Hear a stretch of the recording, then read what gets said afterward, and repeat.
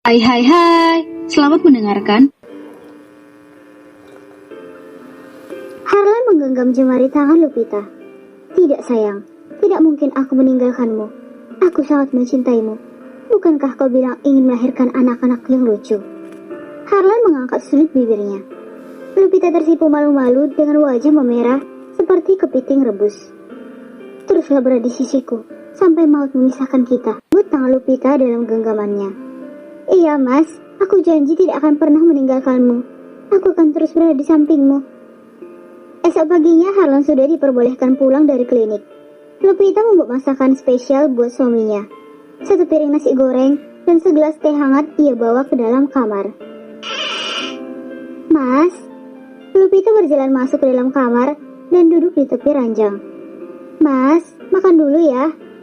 Tubuh Harlan bersandar pada kepala divan dan tersenyum manis bagai mentari pagi menyinari bunga mawar yang sedang bermekaran. Lupita mengangkat sendoknya dan mengarahkan ke bibir suaminya. Harlan menerima suapan dari istrinya.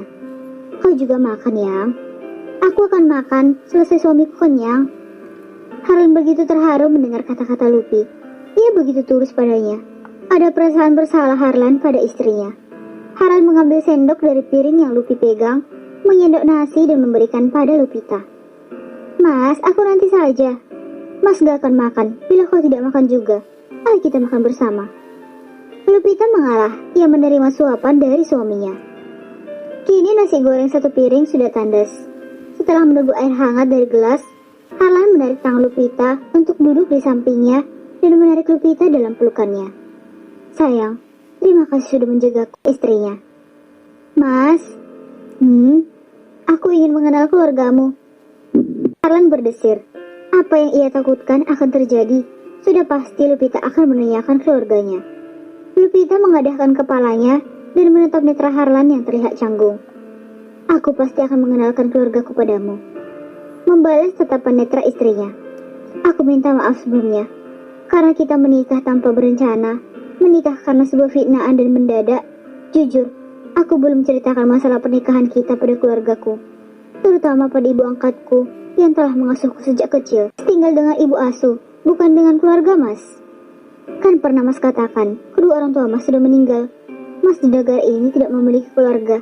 Hanya ibu asuh keluargaku yang sudah mas anggap seperti ibu kandung. Lalu, kapan mas akan kenalkan aku dengan ibu asuh mas? Menatap netra Harlan. Mas janji akan pertemukan kau dengan ibu asuh yang sudah mengasuhku sejak kecil. Lupita merasa senang dan tersenyum terbit bagai mentari pagi. Tapi, Harlan tampak ragu untuk meneruskan. Tapi apa mas? Lupita mendelikkan matanya. Kau masih harus bersabar. Aku akan berbicaranya pelan-pelan agar ibu asuhku tidak syok. Sebab ia memiliki penyakit jantung. Aku takut jantungnya kumat. Baiklah mas, aku akan sabar menunggu. Tapi apa sayang? Kini balik Harlan yang menatap penasaran. Siapa gadis bernama Della? Apakah ia kekasihmu atau... Lupita menggantung ucapannya. Harlan menarik nafas dalam dan dihempaskannya kasar. Kau sudah berpikir terlalu jauh, Lupi. Della tidak ada hubungan denganku sama sekali. Ia keponakan dari ibu asuhku. Dulu saat aku tinggal di kampung ibu asuhku, aku tidak memiliki teman. Bahkan orang takut melihatku. Why? Lupita mengangkat alisnya. Apa yang menyebabkan mereka takut padamu, mas? Karena aku seorang monster pemakan manusia. Hahaha. Harlan tergelak. Mas, jangan bercanda. Mana ada monster ganteng? Salah Lupita tak percaya. Dulu, kulit dan rambutku sangat berbeda dengan mereka.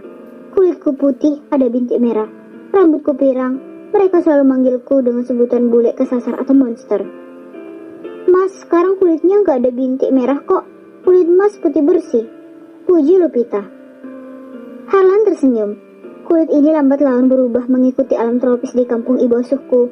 15 tahun tinggal di kampung bisa merubah kulitku dan bintik merah itu memudar. Lupita masih bersandar di dada Harlan yang berotot tanpa sehelai kaos. Ia memainkan bulu-bulu halus yang tumbuh di dadanya. Lalu, apa hubungan mas dengan Della? Au! Harlan terpekik dan kaget saat Lupita berbuat konyol dengan mencabut 2 helai bulu dadanya. Sayang, kenapa dicabut bulu dada mas? Mas belum jawab pertanyaanku tadi. Lupita mengerucutkan bibirnya. Mas sudah jelaskan kalau dia itu keponakan dari ibu asuh. Dulu saat Mas tidak memiliki teman, dialah yang sudi berteman dengan Mas, menemani berkebun, ke sawah, dan main ke hutan. Mas menyukainya. Harlan mengeritkan keningnya dan tertawa kecil. Hahaha, Mas hanya cinta sama istri Mas saja. Menarik hidung mancung Lupita. Mas, jangan bercanda. Jujurlah pada hati Mas sendiri. Lupita mengangkat kepalanya dari dada suaminya dan menegakkan duduknya. Sayang, dari dulu hingga sekarang, Mas hanya menganggap dia adik angkat. Sekarang dia tinggal bersama ibu asuh untuk menjaganya. Jangan cemburu gitu dong.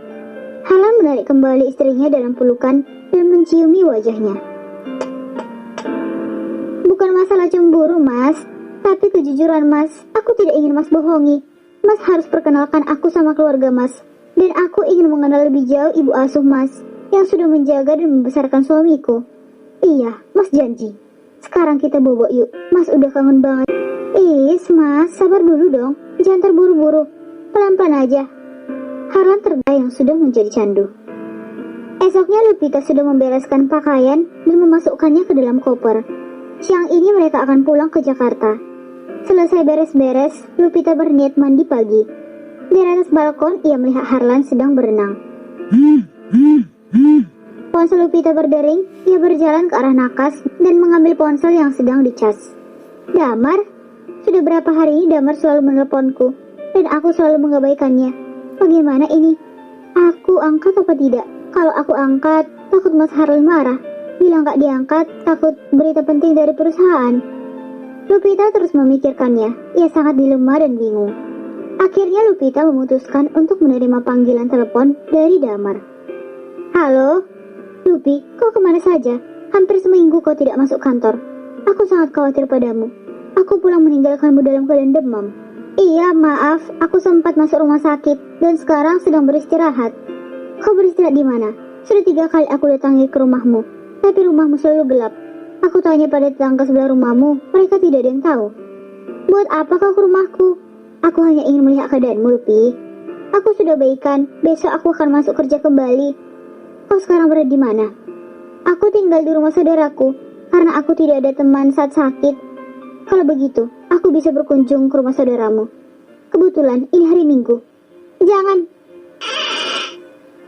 Tiba-tiba Harlan muncul dari balik pintu dan menatap tajam wajah Lupi.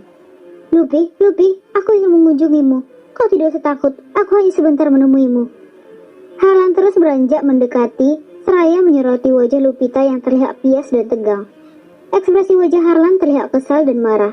Sepertinya ia sudah mendengarkan percakapan Lupita dan Damar. Lupi, kenapa kau diam? Lupita menelan salivanya. Ada ketakutan dari gestur tubuhnya yang serba salah.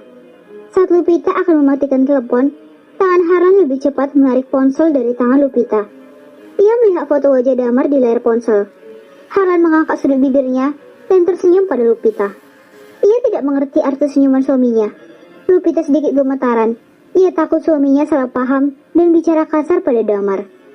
Harlan berjalan ke arah balkon dan melempar ponsel Lupita ke kolam renang yang berada di bawah balkon. Lupita terkejut dan membekap mulutnya tak percaya dengan perbuatan suaminya. Mas, kenapa kau tega buang ponselku? Sayang, ponselmu sudah tak layak pakai. Nanti Mas belikan yang baru, oke? Ucap Harlan santai, seraya berjalan masuk ke dalam kamar mandi.